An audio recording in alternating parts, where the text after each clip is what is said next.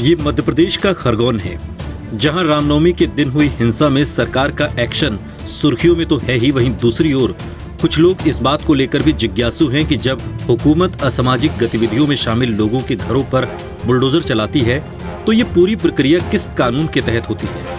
आज के इस वीडियो में हम आपको बताएंगे कि जब घर तोड़ने के लिए बुलडोजर चलता है तो कानून क्या कहता है। सबसे पहले आपको खरगोन की खबर से रूबरू करा दें।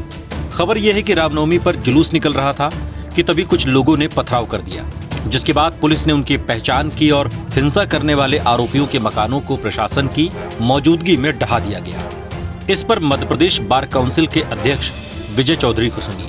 देखिए, ऐसा है, अगर सरकारी जमीन पे बने हुए मकान हैं या नगर निगम की अनुमति के बिना बने हुए मकान हैं तो वो तो शासन और नगर निगम कभी भी तोड़ सकती है।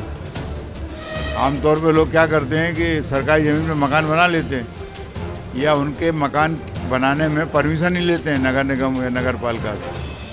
तो जब दंगे वगैरह होते हैं देखा जाता है कि इनने कितना कानून का उल्लंघन पूर्व में कर चुके हैं। तो कानून व्यवस्था की स्थिति को चेक करने के लिए फिर उनके मकान वो लीगली तोड़ देते हैं, क्योंकि वो इलीगल मकान है। कानूनी तौर पर इस बात की जांच की जाती है कि ये मकान क्या नगर पालिका या नगर निगम के नियमों के आधार पर बना है या नहीं। यानी कि जो कार्रवाई होती है वो मकान तोड़ने की इस लिहाज से होती है कि मकान नियमों के स्तर पर गाइडलाइन को पूरा करता है या नहीं। लेकिन जब कभी परिस्थितियां खरगोन जैसी भी बनती हैं तो वही पुरानी फाइलें खोली जाती हैं और कार्रवाई होती है। इलीगल के लिए शोकाज नोटिस देना पड़ता है और वो शोकाज नोटिस देते हैं गवर्नमेंट अथॉरिटी, और कई लोग उसमें के लेने से इनकार कर देते हैं तो नोटिस की तामील मानी जाती है और कार्रवाई आगे बढ़ा देते हैं। अब एक सवाल ये है कि जब ऐसी कार्रवाई होती है तो उसका आधार क्या होता है, क्योंकि ये सब किसी न्यायिक प्रक्रिया के तहत नहीं होता। कैसे तय होता है कि फला आरोपी का घर तोड़ा जाना है? दंगे में भी तो कोर्ट एस्टैब्लिश करेगा ना कि उनका कितना कनाइवेंस है दंगा करने में, कितने वो वाकई में दंगा कराए हैं कि नहीं कराए हैं। मतलब किसी ने तय कर दिया, किसी ऑफिसर ने कि इसने दंगा किया है, तो उसको क्या पर्याप्त एविडेंस माना जाना चाहिए। देखिए, ये बात आपकी बिल्कुल सही है। जब तक कोर्ट किसी को दोषी न ठहराए तब तक आप ये नहीं कह सकते कि उसने दंगा किया। लेकिन क्या है कि एफआईआर वगैरह में प्रथम दृष्टि नाम आ जाता है और आपका हिस्ट्री रिकॉर्ड देख लिया जाता है, और प्रिवेंटिव कार्रवाइयों में अगर कोई भी कार्रवाई कुछ भी कर सकते हैं।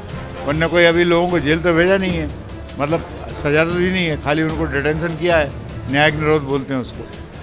तो ऐसे लोगों को क्या है कि जो दंगा करते हैं और भागते हैं और फिर उनके पुराने रिकॉर्ड भी खराब हैं, अगर उनके सरकारी जमीन पे बने हुए मकान है उनको पुलिस तोड़ देती है उठा के। तो सुना आपने, वकील साहब ने ढांक तोप कर सारी बात कह दी। लेकिन एक सवाल ये भी तो है कि घर में कई सदस्य होते हैं तो फिर एक की गलती की सजा पूरे घर को क्यों मिले? ये भी तो अन्याय है। आखिर जिंदगी गुजर जाती है एक घर बनाने में, हुकूमत को तोड़ने में पल भर भी नहीं लगता। इस वीडियो पर आपकी क्या प्रतिक्रिया है कमेंट सेक्शन में हमें जरूर बताइएगा। साथ ही देश और दुनिया की तमाम बड़ी खबरों के लिए देखते रहिए आज तक।